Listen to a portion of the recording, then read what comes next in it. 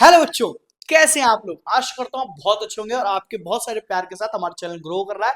और आपका एक एक सब्सक्राइब, एक एक कमेंट, एक एक लाइक मुझे बहुत सारा मोटिवेशन देता है। और इसी मोटिवेशन के साथ हम आपके क्लास 10th की वन शॉट सीरीज की तीसरी वीडियो जो कि a long walk to freedom होगी, जो कि नेल्सन मंडेला के ऊपर बेस्ड है। तो आइए शुरू करते हैं इस चैप्टर को।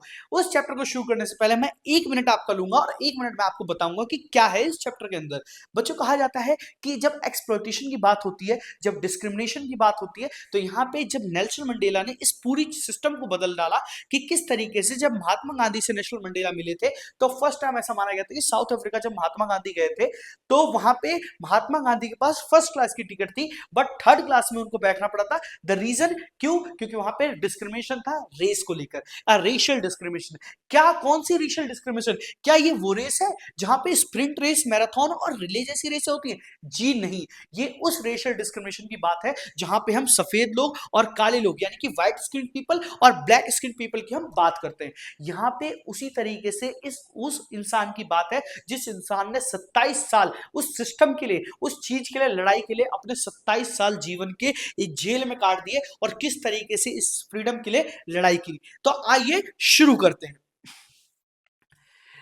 जब आप इस पिक्चर को देखते हैं, ये वही शख्स है, ये वही इंसान है जिसने उस फेशियल, उस रेशियल डिस्क्रिमिनेशन के लिए लड़ा। मैं यहां पे फेशियल वर्ड क्यों यूज कर रहा हूं? क्योंकि जो ये सारा खेल था वो इस मुखौटे को लेकर था, और ये वही मुखौटा था जहां पे इस गोरे और काले चमड़ी का बस एक छोटा सा अंतर था जो कि हम लोगों को अलग बना देता था, खासकर उस साउथ अफ्रीका जैसी कंट्री में। तो जब हम यहां पे बात करते हैं, तो सबसे पहली बात कि आपको इस चीज को बताने से पहले मैं आपको दो चीज समझाऊंगा कि एक होती है ऑटोबायोग्राफी और एक होती है बायोग्राफी। जब हम ऑटोबायोग्राफी और बायोग्राफी की बात करते हैं बच्चों, तो बायोग्राफी वो होती है जब किसी की जीवनी हम अपने अनुसार लिख देते हैं, और ऑटोबायोग्राफी वो होती है जब हम अपनी खुद की जीवनी अपने खुद के अनुसार लिखते हैं। उसी तरीके से in this chapter extract from the autobiography of Nelson Mandela, Nelson Mandela ने एक छोटी सी किताब लिखी जो कि उनकी खुद की ऑटोबायोग्राफी पर बेस्ड थी, जहां पे हम देखते हैं कि वो 18 जुलाई 1918 को बॉर्न हुए थे, and then later black president of South Africa, और black president of South Africa के तौर पे उनको वहां पे इलेक्ट किया गया था। इसी बात को हम यहाँ पे जब देखते हैं, तो हम ये देखते हैं कि description of the inauguration ceremony, citation from the speech, his journey to being a freedom fighter. किस तरीके से उनकी इनऑग्रेंस में सेरेमनी जो होती है, इनऑग्रेंस सेरेमनी, उसके बाद उनकी फ्रीडम फाइटर बनने तक की जो जर्नी थी, वो पूरी किस तरीके से कंप्लीटली एक स्ट्रगल के तौर पे हमने देखी, with a tribute to the other freedom fighter. और एक फ्रीडम फाइटर के तौर पे, एक देशभक्त के तौर पे, एक देश आजादी के तौर पे जब उन्होंने इस बात को लड़ा, तो किस तरीके से साउथ अफ्रीका में उनका गुणगान हुआ, किस तरीके से वो एक महान, जैसे हमारे यहाँ इंडिया में क्या होता है, महात्मा गांधी को बापू माना जाता है ना, एक मतलब फादर ऑफ नेशन माना जाता है, उसी तरीके से नेल्सन मंडेला को साउथ अफ्रीका का फादर ऑफ नेशन माना जाता है, और ये सच है। Discrimination between people on the basis of their race, मैंने बताया आपको कि रेस का मतलब क्या होता है। It was one of the most brutal society, white, where dark skin people were deprived of their basis right, यानी कि उनकी जो आम जिंदगी की जो जितनी भी राइट्स थी ना, वो उनसे सबसे छीन ली जाती थी, और उनको इस बात को लेकर बताया जाता था कि या तुम काले हो और तुम इन सब राइट्स के हकदार नहीं हो। इस बात को वहां पे बताया जाता था, और उसी की लड़ाई थी सारी। This lesson gives us an overview as to how Nelson Mandela, along with the others, curved their way to society, कि किस तरीके से नेल्सन मंडेला ने और अन्य लोगों के साथ मिलकर किस तरीके से इस देश की लड़ाई के लिए एक लड़ाई जंग लड़ी। Discrimination on the basis of their colour, उनके कलर पर, उनके कास्ट यानी कि उनकी जो जाति थी उस पर, रेस, एज और जेंडर यानी कि उनके उम्र और उनकी जाति यानी उनके जो यहाँ पे कास्ट थी उसके बारे में, और जो जेंडर यानी कि उनके लिंग के ऊपर, मेल फीमेल जो भी, ट्रांसजेंडर जो भी उनकी जर्नी थी, इस बात को लेकर उन्होंने यहाँ पे बताया। उसके बाद हम जब इस चैप्टर का थीम देखते हैं ना बच्चों, इस चैप्टर का थीम क्या है, किस चीज पे ये बेस है, तो आइए देखते हैं। A long walk to freedom, इस चैप्टर का नाम, जो कि Nelson Mandela is all about the struggle of freedom of South Africa, जो कि पूरी कहानी उस जंग की है, उस लड़ाई की है जो कि फ्रीडम के लिए लड़ी गई थी, जो भी नेल्सन मंडेला ने लड़ी थी। ऑन 10th मई यानी कि 10 मई 1994, 1994, Nelson Mandela has taken the vow as the black president of South Africa, यानी कि उन्होंने ओथ लिया था ब्लैक प्रेसिडेंट के तौर पे, कहां, साउथ अफ्रीका में, दिन 10 मई 1994। And therefore it was becoming the new born democratic country. और पहले दिन वो new born non racial democratic country बनी, एक ऐसा लोकतांत्रिक देश बना जहां पे रेशियल डिस्क्रिमिनेशन जो हो रहा था अब वो नहीं होने वाला था और कभी भी नहीं होगा ये चीज को। Nelson Mandela took the oath as the first black president, और नेल्सन मंडेला ने साउथ अफ्रीका में पहले ब्लैक प्रेसिडेंट के तौर पर ओथ ली थी, यानी कि शपथ ली थी। Many dignitaries from countries had come to be the part of the significant day। जहां तक अगर मैं सही हूं तो कम से कम 140 से ज्यादा लोग डिग्निटरीज के तौर पर वहां पे आए थे, जो कि वहां पे शामिल होने के लिए आए थे उस सेरेमनी में, इनॉग्रेशन सेरेमनी में, जो कि नेल्सन मंडेला का हुआ था जब फर्स्ट ब्लैक प्रेसिडेंट बने थे। क्या होते हैं डिग्निटरीज, कौन होते हैं डिग्निटरीज, क्या कोई भूत होते हैं? जी नहीं, डिग्निटरीज वो ब्यूरोक्रेसी के हाई प्रोफाइल लोग होते हैं, एक डेजिग्नेशन वाले, उस औहदे दर्जे वाले, जो काफी अदर कंट्रीज के एम्बेसीज में या फिर किसी अदर कंट्रीज के पॉलिटिकल पार्टीज में इन्वॉल्व रहते हैं, वो होते हैं डिग्निटरीज। बेसिकली बोला जाए तो ये वो अलग अलग कंट्रीज के आईएसपीसीएस होते हैं जो कि वहां पे उस दिन आए हुए थे, और बहुत सारे पॉलिटिकल लीडर्स भी आए थे। Mandela thank to all those dignitaries. Mandela assured in his countrymen that his country would never ever experience this same suppression of one by another। यानी कि मंडेला से पहले जितने भी प्रेसिडेंट बने थे, मंडेला इस बात को खुले मंच पर बोलते हैं कि उनसे पहले ऐसा उनके देश ने कभी नहीं देखा कि इतने सारे लोग, इतने अलग अलग देश के लोग उनकी इस वह चीज को देखकर वाहवाही करने के लिए वहां पे कभी आए हों। डेमोक्रेसी हैड बीन एस्टेब्लिश्ड, और पहली बार उनके देश में लोकतांत्रिकता वहां पे आई थी। लोकतांत्रिकता, डेमोक्रेसी की जब हम बात करते हैं तो वो डेमोक्रेसी होती है जहां पे लोगों के द्वारा जो नेता होता है उसको चुना जाता है।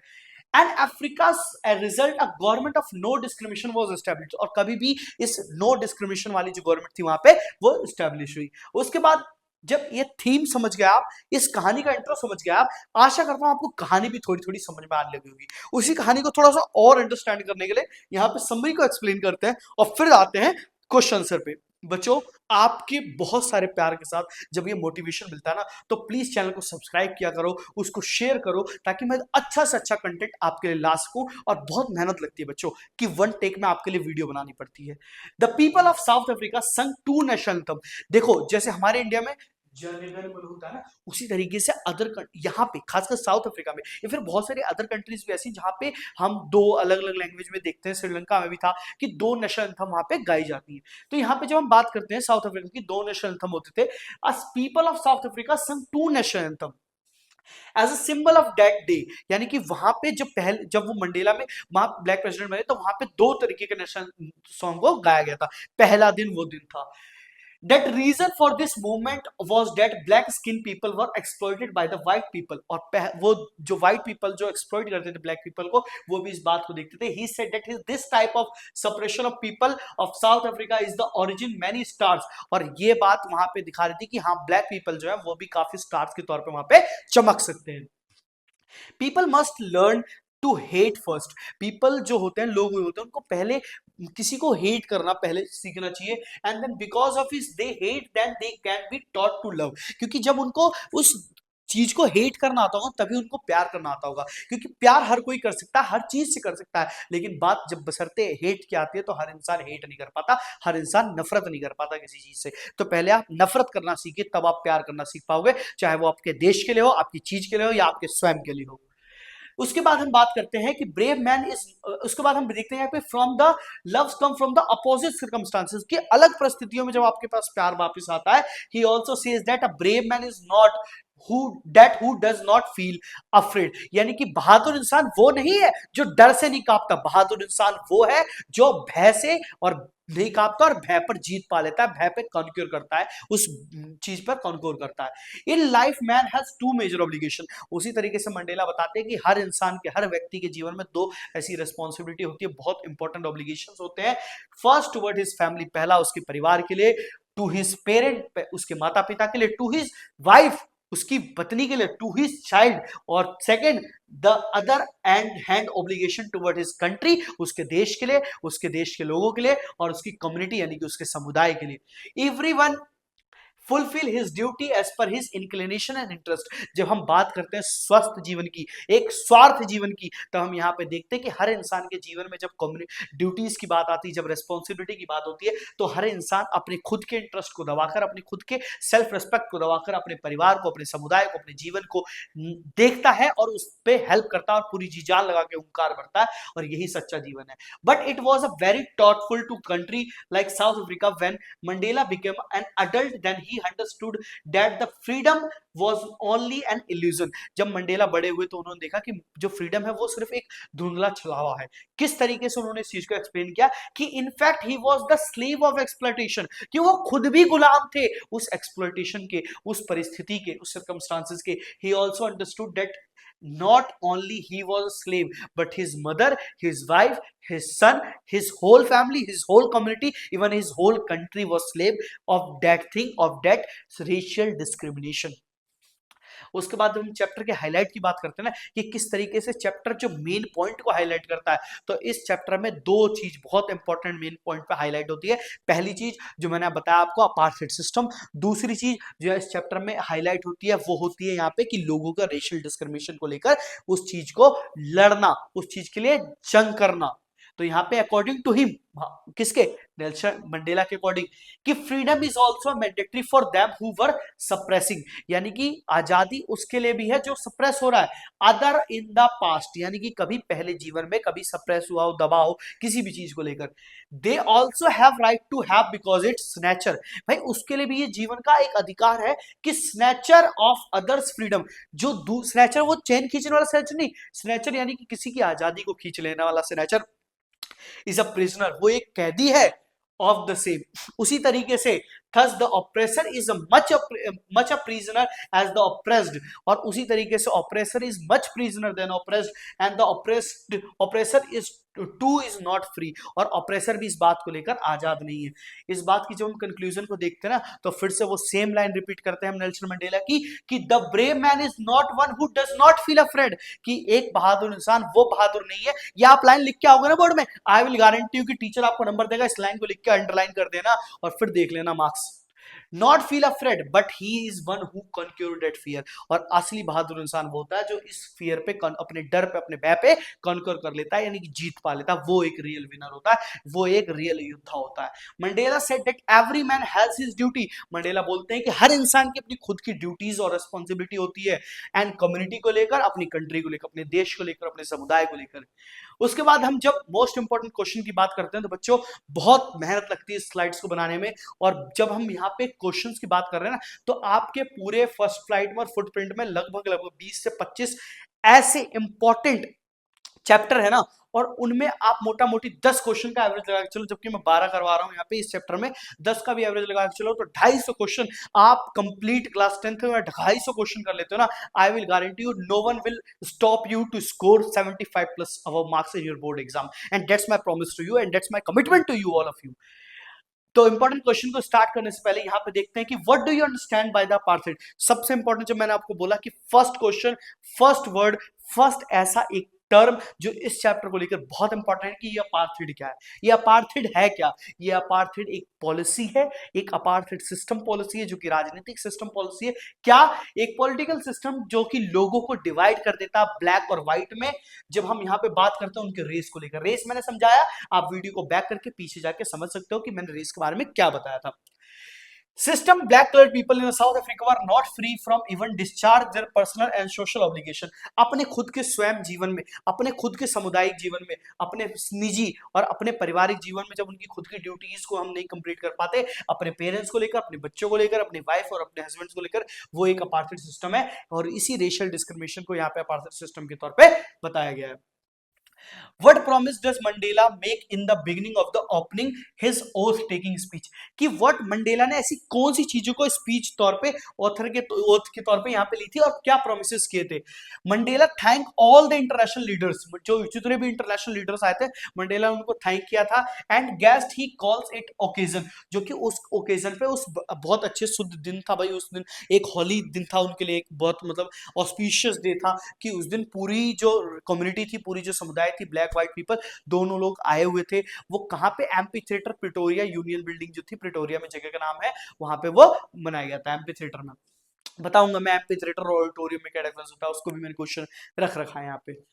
He calls it occasion of a joy as a victory for justice. एक न्याय के लिए जब उन्होंने जीत पाई, he promised that country shall not again experience this operations by any other. यानी कि वो बोलते हैं कि मैं इस देश को ये प्रॉमिस, ये वादा करता हूँ, कमिटमेंट करता हूँ कि देश हमारा कभी भी ऐसा रेशियल डिस्क्रिमिनेशन दोबारा कभी भी नहीं देखेगा, जो कि सच बात है, आज तक ऐसे कभी भी कुछ नहीं हुआ। चौथा क्वेश्चन हम यहाँ पे देखते हैं बच्चों कि what freedom mean to Mandela in a childhood. CBSE 2015 का क्वेश्चन है कि मंडेला के अकॉर्डिंग चाइल्डहुड के में क्या उनके लिए फ्रीडम था। बच्चों जब मंडेला छोटे थे ना, तो मंडेला के हिसाब से ये फ्रीडम था उनको कि भाई एक खुला खेत हो, उस खेत में हम दौड़ सके जहां तक हमारी नजर जाए, एक खुली नदी हो, एक तालाब हो जहां पे हम जहां चाहें वहां डुबकियां लगा सके मछलियों की तरह, एक खुला मैदान हो जहां पे हम जो भैंस होती है, जो फेलोज होती है, उनके जो बुल होते हैं, उनके पीठ पे चढ़ के हम जहां तक मन करे वहां तक दौड़ सके। ये मंडेला के अकॉर्डिंग फ्रीडम था। मंडेला के अकॉर्डिंग जो बचपन का जो प्यार था, उनको फ्रीडम, आजादी को लेकर समझ थी उनकी खुद की। यहाँ पे हम देखते हैं कि during childhood the meaning of the freedom for Mandela was quite limited. एक छोटे से दायरे में वो सिमट के रह जाते थे और वो बताते थे कि किस तरीके से मंडेला के अकॉर्डिंग वो रियल फ्रीडम था।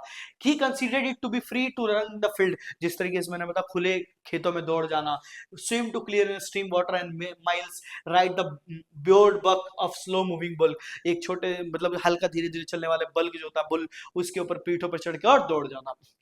पांचवा question, why did in inauguration ceremony take place in the amphitheater formed by the Union Building in Pretoria, कि किस तरीके से यूनियन बिल्डिंग जो बनाई गई थी प्रिटोरिया में, जैसे हमारे इंडिया में दिल्ली है ना फेमस है मॉन्यूमेंट्स के लिए, पुराने एंसेस्ट्रल मॉन्यूमेंट के लिए, उसी तरीके से प्रिटोरिया एक साउथ अफ्रीका की जगह है, एक सिटी है जो कि बहुत फेमस एंशिएंट मॉन्यूमेंट्स है जो कि प्रिटोरिया में है। एम्पी थिएटर और ऑडिटोरियम क्या होता है बच्चों, जैसे कि मैं ड्यू से पढ़ा हूं तो मैं आपको बता रहा हूं कि जिस तरीके से ऑडिटोरियम होते हैं उनके ऊपर छत होती है, एम्पी थिएटर के ऊपर छत नहीं होती।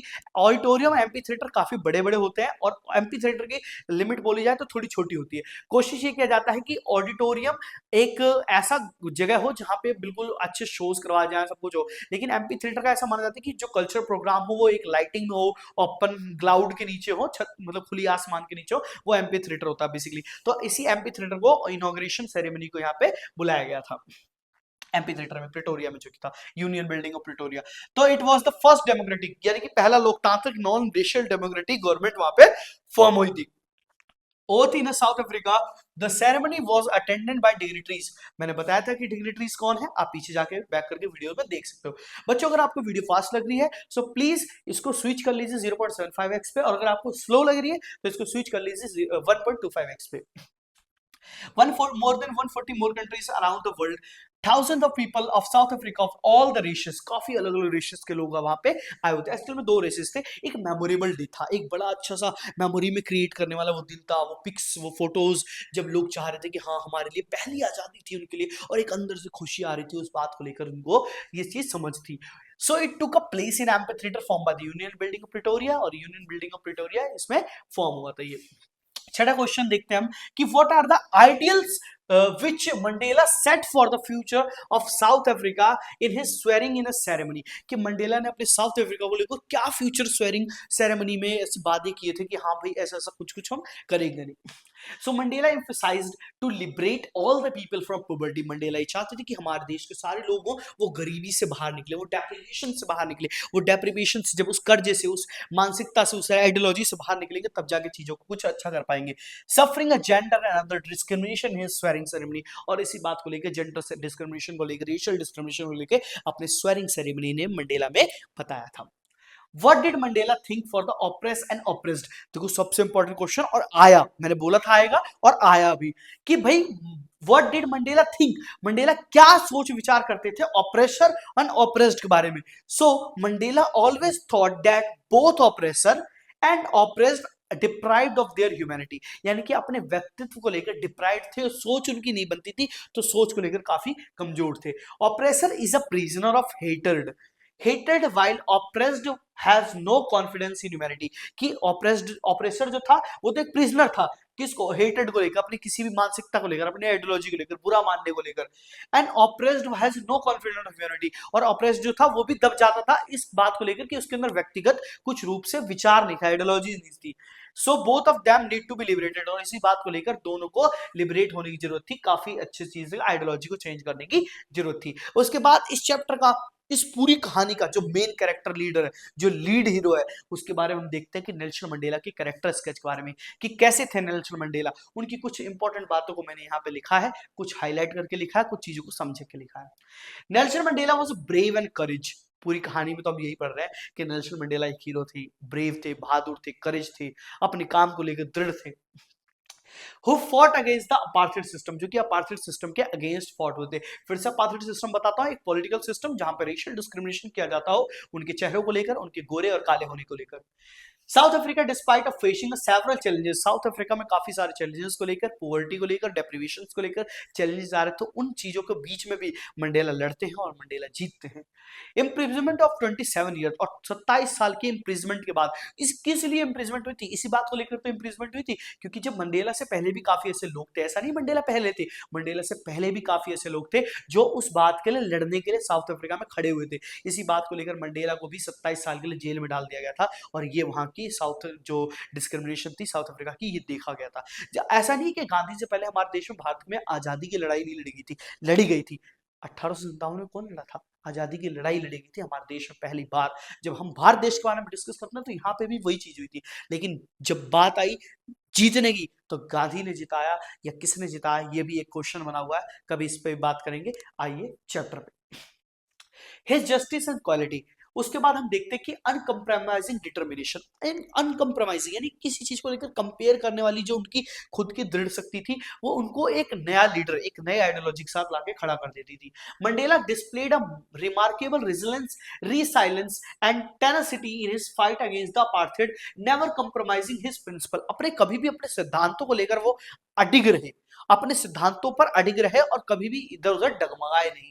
डिस्पाइट फेसिंग एक्सट्रीम हार्डशिप, काफी सारी दिक्कतों और परेशानी को देखते हुए भी, लेंदी एंड इम्प्रिजमेंट, और काफी लंबे समय का जो इम्प्रिजमेंट था उनका, इस बात को भी देखते हुए, लेकिन कभी भी अपनी चीजों को लेकर कंप्रोमाइज नहीं किया। उसके बाद हम लीडरशिप और विजन की बात करते हैं, किस तरीके से उनके अंदर एक नेता वाली जो क्वालिटीज थी, एक विजन थी, एक आइडियोलॉजी थी लंबे समय तक देखने की और लंबे समय तक सोचने की उस चीज को, कि हाँ किस तरीके से हम अपने देश के लिए, अपने समुदाय के लिए, अपनी कम्युनिटी के लिए काम कर सकते हैं। तो recognise as a powerful, as a charismatic leader, Mandela had a clever vision for his unified South Africa and free form to racial discrimination, inspiring people across the country. कि पूरे कंट्री में, न कि कभी उस प्रिटोरिया जगह में, पूरी कंट्री में इस बात को लेकर उनका पूरा बोलबाला था कि हाँ भाई किस तरीके से इस इंसान ने पूरे सिस्टम को ही बदल डाला। फॉरगिवनेस एंड रिक्लाइनेशन यानी कि माफ कर देना, और इस चीज को लेकर बहुत मंडेला बहुत ज्यादा वो थे। Despite the injustice he faced, Mandela prioritised recognition and forgiveness, Mandela ने इस बात को लेकर काफी सारी चीजें यहाँ पे बताई। Advocating the unity between black and white south African after his release from prison, और उन्होंने एकजुट एक धागे में पिरोने की कोशिश करी मंडेला ने, कि किस तरीके से काले और सफेद लोग वहां पे मिलजुल कर रहे हैं। उसके बाद हम देखते हैं कि ह्यूमिलिटी, एम्पैथी, ह्यूमिलिटी का मतलब होता है एक व्यक्तिगत भाव जो होता है ना किसी इंसान के बाद अंदर, एक सेल्फ रिस्पेक्ट, काफी सारी चीजों को मतलब दबा देती है इंसान की, एक गर्व, एक मैं आ जाता है, वो मैं जो होता है ना किसी इंसान को, बड़े से बड़े इंसान को मार देता है। जब ये ब्लैक प्रेसिडेंट बने तो इनके अंदर घमंड आ सकता था, एक सेल्फ इंटरेस्ट चीजें लेकर आ सकती थी, सेल्फिश हो सकते थे, बट इनके अंदर ये चीज नहीं थी, और इस बात को लेकर ह्यूमिलिटी, एक एम्पैथी थी इनके अंदर, एक दया भाव था इनको लेकर, कि despite of his prominent position, उस प्रोमिनेंट, उस महत्वपूर्ण इंपॉर्टेंट डेजिग्नेशन होने के बावजूद, Mandela was known for his humanity, Mandela अपने उस व्यक्तिगत विचार, उस व्यक्तिगत आइडियोलॉजी के लिए जाने जाते थे, and the latter ability to connect with people from all over the work life, यानी कि हर उस इंसान से जो जमीन से जुड़ा हुआ है, जो कहीं भी हो, गरीब हो अमीर हो, हर उस इंसान से बात करने की औकात रखते थे, और ये उस बात को यहाँ पे साबित करते हैं। And their struggle of perspectives, और उनके सोच, उस विचार, आइडियोलॉजी को, उस स्ट्रगल को लेकर यहाँ पे हम देखते हैं बहुत सारी चीजों को। 8वां क्वेश्चन हम डिस्कस करते हैं कि describe the effect of policy of apartheid by the people of South Africa, कि अपार्थाइड पॉलिसी से क्या इफेक्ट था साउथ अफ्रीका में पीपल को, लोगों को। The policy of apartheid could not be considered fortunate for the people of South Africa. Apartheid जो system था वो हम मान के चल रहे थे कि साउथ अफ्रीका के लोगों के लिए भी काफी अच्छा विचारधारक अच्छी पॉलिसी नहीं थी. It created a distance and deep bond in the country. एक ऐसा दूरी बना देता था ना, एक ऐसा घाव बना देता था उस आपसी लोगों में, उस आपसी समुदाय में, जो कि देश के लिए अच्छा नहीं था. एक आइडियोलॉजी लेके नहीं चल पाता इंसान, एक विचार लेके नहीं चल पाता, और जब वो विचार वो आइडियोलॉजी नहीं रहती तो कोई देश हो, कोई समुदाय हो, कोई कम्युनिटी हो, यहाँ की परिवार भी हो, वो कभी आगे नहीं बढ़ पाता है. Many great man like Oliver Tambo, Walter Sisulu, ये वही नाम है जो मंडेला से पहले उस देश की आजादी के लिए आए थे.